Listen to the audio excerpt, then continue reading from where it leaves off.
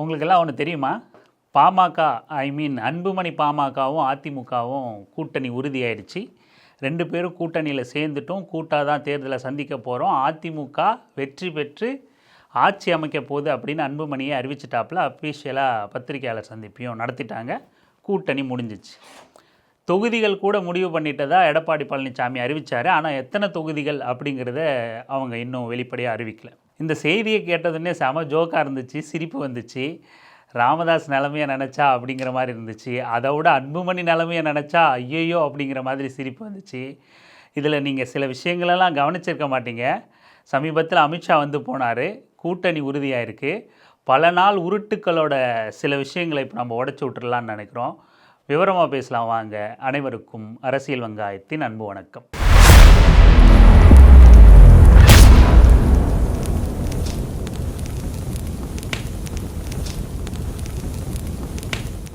ஏற்கனவே அனைத்து இந்திய அண்ணா திராவிட முன்னேற்ற கழகம் பாரதிய ஜனதா கட்சி கூட்டணி அமைக்கப்பட்டு விட்டது. எங்களுடைய கூட்டணியில் தற்போது பாட்டாளி மக்கள் கட்சி இணைந்திருக்கிறது. இந்த தொகுதியினுடைய எண்ணிக்கை நாங்கள் முடிவு செய்துவிட்டோம். மற்றதெல்லாம் பின்பு அறிவிப்போம். சொன்ன மாதிரி அன்புமணி போய் கிரீன்வேஸ் சாலையில் உள்ள எடப்பாடி பழனிசாமி அவர்களோட இல்லத்தில் சந்தித்து கூட்டணியை உறுதி பண்ணி வெளியே வந்து பத்திரிகையாளர் சந்திப்பை நடத்தி முடிச்சுட்டாங்க. சமீபத்திய செய்தி. ஒரு 1/2 to 1 hour ஆகும் நம்ம இப்போ பேசுகிறதுக்குள்ள. கூட்டணி இறுதி ஆயிடுச்சு. தொகுதி நம்ம சொன்ன மாதிரி இன்னும் அறிவிக்கல. ஆனால் அவங்க முடிவு பண்ணிட்டு தான் இபிஎஸ் வந்து அறிவிச்சிருக்காரு. தொகுதியும் இறுதி பண்ணிட்டாங்க.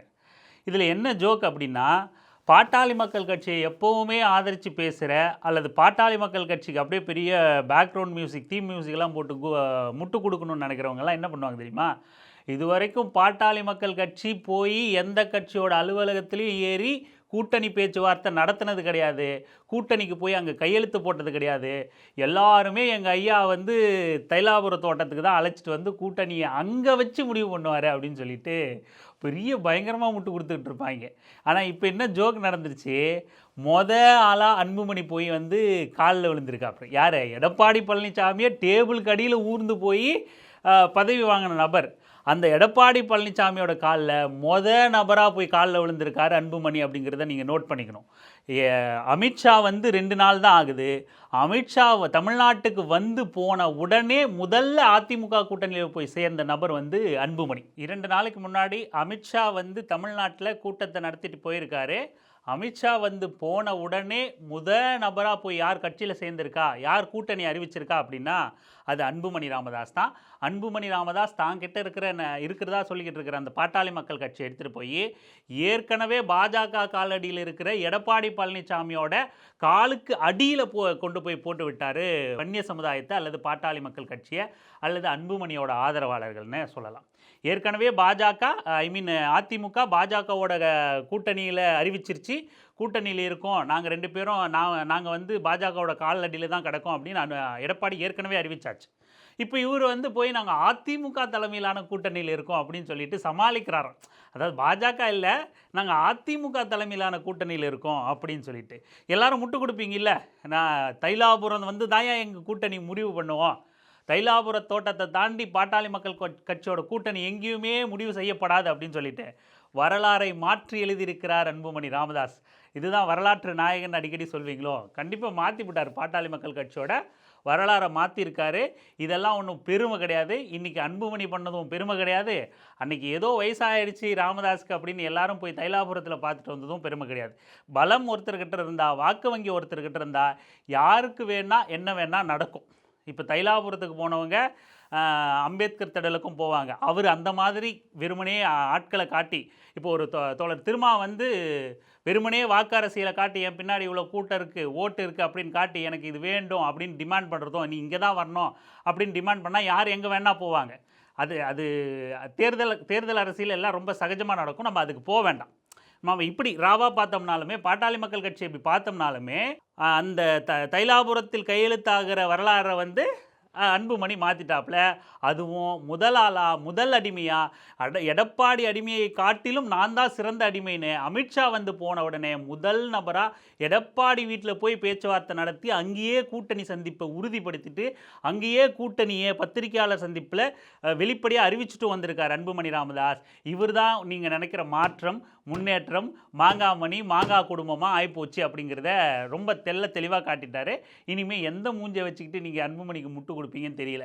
இத்தனை நாள் வரைக்கும் ராமதாஸ் வந்து வயசாயிடுச்சு, அன்புமணி தான் பாட்டாளி மக்கள் கட்சியோட எதிர்காலம், இவர் தான் இளைஞர், 57 58 வயசு இளைஞர், அதனால் எதிர்காலம் இவர் தான், இவர் பின்னாடி நிற்போம், அப்படி வயசானவர், அவருக்கு 2 மனைவி இருக்குது, அப்படி இப்படின்னு அவதூறு நீங்களே அவதூறு இல்லை உண்மையாக இருந்தாலும் கூட நீங்களே வாரி தெளிச்சிருந்தாலும் கூட இன்றைக்கி அன்புமணியோட நிலைப்பாடு அப்படிங்கிறது எந்த மாதிரி இருக்குது அப்படிங்கிறது கேலி கூத்தாக இருக்குது, சிரிப்பு காட்டுற மாதிரி இருக்குது. எப்படி போய் காலில் விழுந்திருக்கார் பாஜகவோட அடிமையா. இந்த அடிமைக்கு இன்னொருத்தர் அடிமைன்னு சொல்லவும் டயர் நக்கின்னு எடப்பாடி பழனிசாமியும் ஓபிஎஸ்சியும் சொல்லிட்டு இருந்த இந்த அன்புமணி அதை விட மோசமான டயர் நக்கியா, டயருக்கு கீழே இருக்கிற மண்ணை நக்கியா போய் அன்புமணி ராமதாஸ் இன்னைக்கு அமித்ஷா வந்த உடனே முதல் நபராக கூட்டணியில் போய் தன்னை இணைச்சிக்கிட்டு அறிவிச்சிருக்காரு. எவ்வளோ பெரிய கேவலம் தெரியுமா இது? வேறு என்னப்பா நீ எதிர்பார்க்குற? அங்கே தான் போவாங்கன்னு தெரியும், இது ஏதோ புதுசாக நடந்துட்ட மாதிரி நீங்கள் பேசிகிட்டு இருக்கோம் அப்படின்னு நீங்கள் நினச்சிங்கன்னா இப்படி தான் நடக்கும்னு தெரியும். அன்புமணி இங்கே தான் போவார்னு தெரியும், ஆனால் இவ்வளவு கேவலமாக போய் சேருவார் அப்படின்னு நினைக்கல. அமித்ஷா வந்து தம்பியே போய் சேர்ந்துக்குவாங்க, நாளைக்கு 2 நாள் கழித்து நான் போன பிறகு செய்தி வரணும், பத்திரிகையாளர் சந்திப்பை நடத்திடு, கூட்டணி அறிவிச்சிரு, அவ்வளோதான், போயிட்டு வீட்டில் உட்காந்துக்க சரியா அப்படின்னு சொன்ன உடனே இவ்வளோ கேடுகட்ட அடிமையாக கேவலமான அடிமையாக அன்புமணி மாறி இருப்பார் அப்படிங்கிறது உங்களுக்கு புது செய்தி இல்லை, நமக்கெல்லாம் தெரிஞ்ச செய்தி தான். பாமகவோட ஆதரவாளர்களுக்கு, அன்புமணியோட ஆதரவாளர்களுக்கு கொஞ்சம் அதிர்ச்சியாக இருக்கலாம்ல. ஏன்னா அன்புமணியை பற்றி அன்புமணியை பெரிய வீரர், சூரர், படையப்பர் அப்படின்லாம் நீங்கள் நினச்சிருப்பீங்க இல்லையா? அதுக்காக நம்ம நினைவுபடுத்துறதுக்காக சொல்கிறோம். இதில் ராமதாஸோட நிலைமை இன்னும் மோசமான நிலைமை என்ன அப்படின்னா, ராமதாஸ் அவர்களுக்கு திமுக கதவு ஏற்கனவே அடைக்கப்பட்டுருச்சு, அதை அண்ணன் திருமா அடைச்சி விட்டார். இந்த இந்த இந்த தரப்பு வந்தால் ஏற்றுப்பீங்களா, அந்த தரப்பு வந்தால் ஏற்றுப்பீங்களா, 2 பேரும் பிரிஞ்சு தானே கிடக்கிறாங்க, அந்த விளையாட்டுக்கெல்லாம் இங்கே இடமே கிடையாது.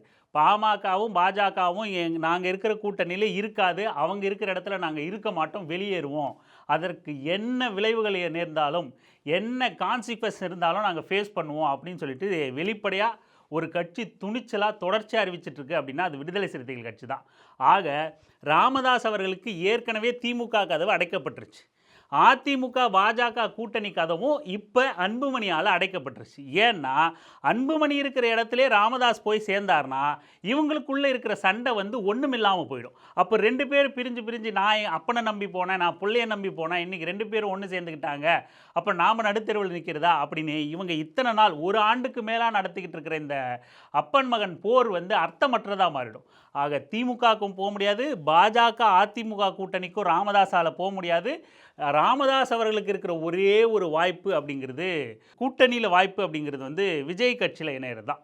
ஒன்று விஜய் கட்சியில் இணையணும், இல்லைன்னா தனித்து நின்று அன்புமணியை தோற்கடிக்க வேலை செய்யணும்.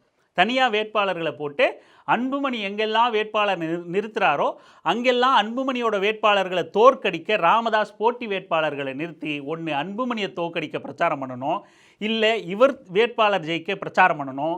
2ல் எது நடந்தாலுமே அது மொத்தமாக இவங்க இருக்கிற கூட்டணிக்கு பலவீனமாக போகும். ராமதாஸ் எந்த கூட்டணியில் இருந்தாலும் அந்த கூட்டணிக்கும் அது பலவீனமாக போகும், அன்புமணி இருக்கிற கூட்டணிக்கும் அது பலவீனமாக தான் போகும். மொத்தத்தில் 2 பேரும் போட்டி போட்டுக்கிட்டு தங்களோட வாக்குகளையே உடைக்கிற, பிரிக்கிற, சிதைக்கிற, குறைக்கிற வேலையை தான் 2 பேரும் போட்டி போட்டுக்கிட்டு செய்வாங்க. ஆக அன்புமணி இருக்கிற பாஜக அதிமுக கூட்டணிக்கும் இவங்களோட பங்களிப்புங்கிறது பயன்படாத பங்களிப்பாக தான் இருக்கும். ராமதாஸ் ஒருவேளை விஜய் கூட்டணியில் சேர்ந்தாலும் அது விஜய் கூட்டணிக்கும் பெரிய பலத்தை சேர்க்காத ஒரு கூட்டணியாக தான் ராமதாஸோட கூட்டணி இருக்கும். ஏன்னா இவங்க 2 பேருமே மோதல்லையும் ஒருத்தருக்கு எதிராக இன்னொருத்தர் போரிட வேண்டிய சூழல்லையும் இருக்கிறதுனால இதில் ராமதாஸின் நிலைமை மேலும் மோசமாகவும், ராமதாஸோட நடவடிக்கைகளை நினச்சி இப்போ உள்ளுக்குள்ளேயே அன்புமணி கலங்கிக்கிட்டு இருப்பார் அப்படிங்கிறதும் தான் யதார்த்தமான உண்மை. ஏன்னா இப்போ ராமதாஸ் அன்புமணி வந்து சௌமியாவை தர்மபுரியில் நிற்க வைக்கிறாருன்னு வச்சுக்கிங்களேன், ராமதாஸ் வம்படியாக கூப்பிட்டு போய் ஸ்ரீகாந்தியை தர்மபுரியில் நிற்க வச்சு பிரச்சாரம் பண்ணுறாருன்னா ராமதாஸோட சௌமியா அன்புமணியோட நிலைமையை நினச்சி பாருங்கள்.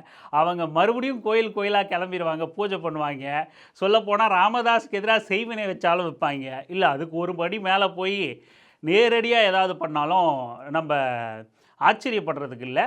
ராமதாஸ் கொஞ்சம் எச்சரிக்கையாக தான் இருக்கணும். ராமதாஸ் கிட்டேருந்து தமிழ்நாட்டில் ஜாதி கலவரங்கள் எப்போ ஏற்படுமோ, எந்த குடிசை எப்போ எரியுமோ, என்ன பிரச்சனை எங்கேருந்து வெடிக்குமோ அப்படின்னு தமிழ்நாடு எச்சரிக்கையாக இருந்த காலம் போய் தான் புள்ளக்கிட்ட ராமதாஸ் எச்சரிக்கையாக இருக்கிற காலத்துக்கு தள்ளப்பட்டிருக்காருங்கிறது தான் அன்னைக்கு மலையை சுற்றிச்சு, கொய்யால இன்னைக்கு தலையை சுற்றுது அப்படிங்கிற நிலைமைக்கு ராமதாஸ் நின்றுருக்கார். அதுக்கப்புறம் அன்புமணி அந்த கூட்டணியை உறுதிப்படுத்திட்டு பத்திரிகையாளர் முன்னாடி பேசுகிறாரு. எதுக்காக இந்த அதிமுக பாஜக கூட்டணி? பாஜக சொல்ல மாட்டார், ஏன்னா அது பாஜக கூட சேர்ந்தால் தமிழ்நாட்டுக்கு பிடிக்காதுன்னு தெரியும். அதனால் முடிஞ்ச அளவுக்கு பாஜக பேரை தவிர்க்கத்தான் யாராக இருந்தாலும், எந்த கட்சியாக இருந்தாலும் விரும்பும். பேர்பட்ட கேடுகட்ட கட்சியாக இருந்துக்கிட்டு அவனுங்க இங்கே மத கலவரத்தெல்லாம் பண்ணுறாங்க. மற்ற கட்சிகள், கூட்டணி கட்சிகளே இந்த பாஜகங்கிற பேரை உச்சரிக்க சங்கூஜப்படுறாங்க. தமிழ்நாட்டு மக்கள் விரும்ப மாட்டாங்கன்னு தெரியும்.